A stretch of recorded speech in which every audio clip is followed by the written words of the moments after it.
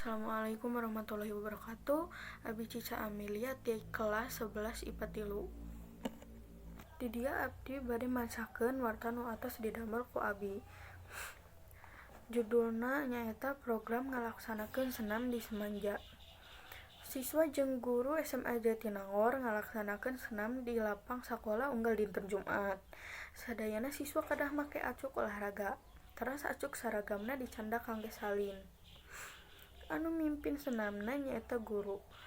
Teras siswana nurutan gerakan senam anu atos diparagakeun ku guru nu dihareup. Pas jam 7, siswa kelas 11 dipiwarang ka lapang sadayana.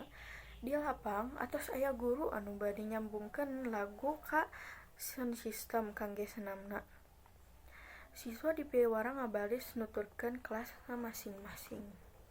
Kagiatan ieu biasana dilaksanakeun sacara rotasi.